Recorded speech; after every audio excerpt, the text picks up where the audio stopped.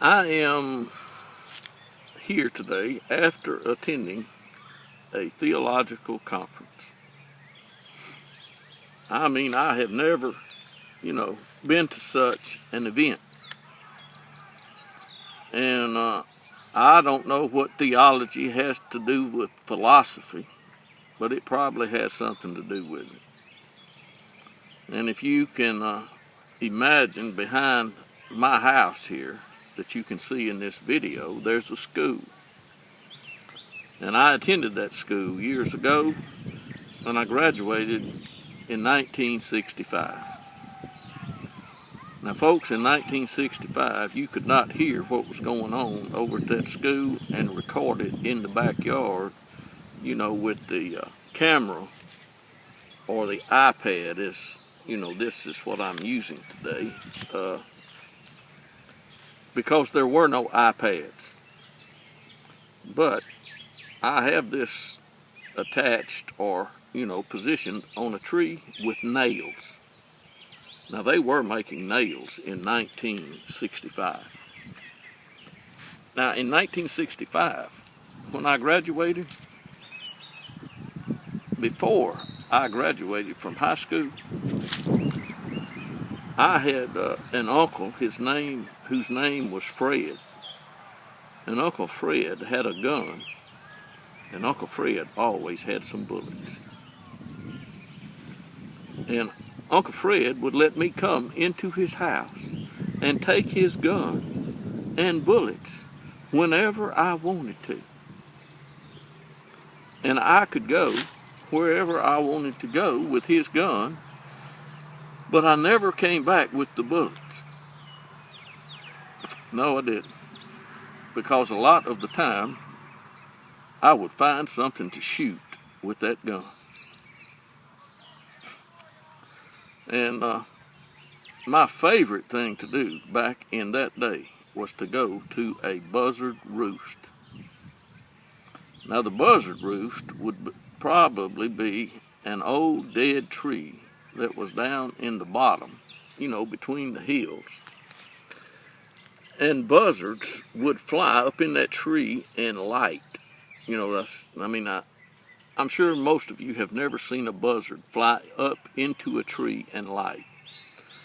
But I would slip up to the tree with the buzzards in it, and I would take that .22 without a scope and knock those buzzards out of that tree.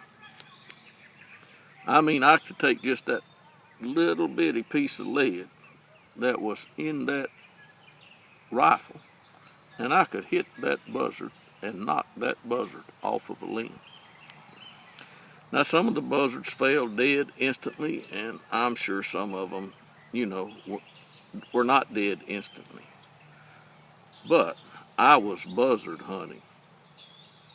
And at the time, it was really fun. I never would have thought that I would go to a theological conference and a man named Anthony Buzzard would be, have anything to do with it. But needless to say, folks, I attended the conference, and Anthony Buzzard was the sponsor, or he set it up. I'm not real good with words, because I really don't know what all these words mean. But this man can read languages that I can't read, and he can speak languages that I can't speak. I did find that out. And you can find out a lot of things at a theological conference. You just ought to attend one, folks. You just ought to attend one. And it doesn't really matter what you think, because you can think whatever you want to. And in that respect, we are like God. Did you know that? How can Bob McGee sit in this chair, in this position that you see me in right here, and I can see my hands, I'm looking at me, and I can see the house, and I am making this video. I could not do that in 1962 when this house was built. because this tree was not even here in 1962. And I had killed all those buzzards. I had killed a lot of buzzards before 1962. But I didn't go to Atlanta to kill a buzzard. I went to Atlanta to visit Anthony and to see who else would go. Now, why did Bob McGee go to this conference? Because it was in his heart to go. And guess what, folks? That's what people do. And that's what people react to. Things in their heart. Yep. Can you imagine that things in your heart compel you to do things? And I have found out there are some things that affect the heart. But nothing affects the heart quite like God can affect the heart. I mean, if God decides to do something with the heart, do you know what God can do with the heart? God can do whatever God wants to do. I mean, if God wants to do something with somebody, all he's got to do is want to. That's it. If God wants to, there is nothing impossible with God or for God. I mean, I went to this theological conference, and there were some interesting things brought up. In other words, some, things hit my ears that might hit your ear because of technology like this. But I was there and heard it as it was being recorded. Yes, I was. And God did create, and God has created, and God is still creating and adding things, to things. That's one thing that God can do. He can add something to. Now, he can also take away from. So if God can add to and take away from, then he is, really, I'm going to say, let's say, above and beyond. And he was also in the beginning. Yeah, in the beginning, God. Now, there were a lot of things that were talked about at this conference. I mean, there was some man that was convincing or wanting to convince concerning time. I think it came up to about 15 billion years. Now, what does 15 billion years have to do with anything? Nothing. 15 billion years really has nothing to do with anything. It's just a matter of a long time before time. And that's what I learned at the conference. Because the time for man began when Adam started breathing. When Adam was made alive, I don't know if it was day or night or what hour of the day, but that was the beginning for Adam.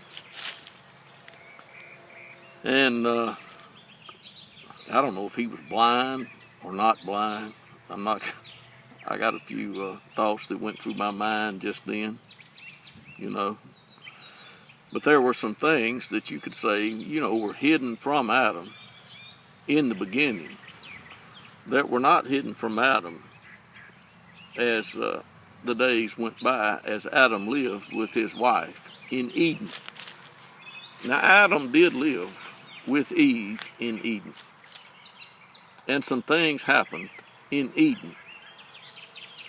And things have happened since Adam was,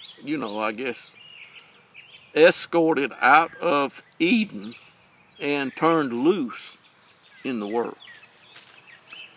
Now, just because he was escorted out of Eden and turned loose into the world does not mean that he did not have any more communications with God, because Adam had communications, and he communicated often with God outside of the garden. I am thoroughly convinced of that.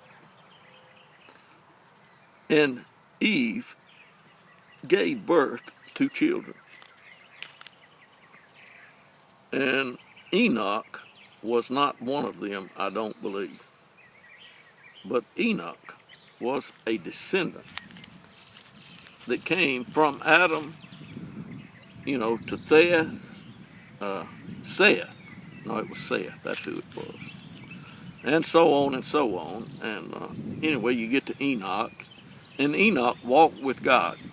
Now, I'm sure some people would say, well, in order to walk with God, he had to get back in the garden. But he didn't have to get back in the garden to walk with God. And neither did Noah.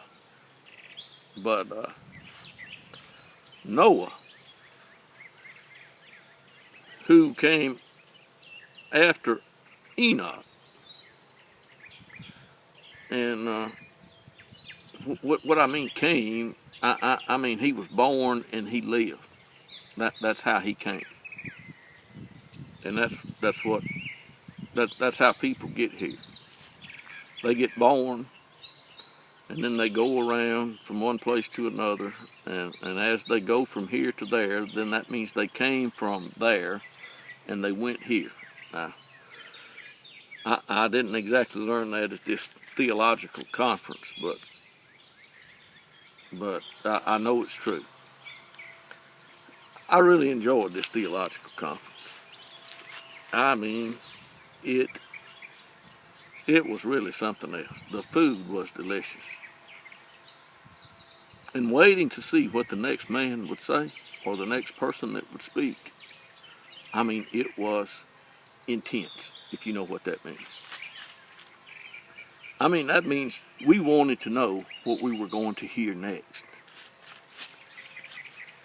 And in the last days, and the last day is, today is the day. And yesterday was yesterday. And the last day that I traveled on the highway was yesterday. And I will probably travel on the highway today. And there's a real good chance that I will travel tomorrow also. But anyway, back to this theological conference. Folks, you don't have to have something to understand something. You really don't. Now, if you think you have to have something to understand something, then that would be an interesting conversation. Because you can understand some things that I have said here today, and I know you can.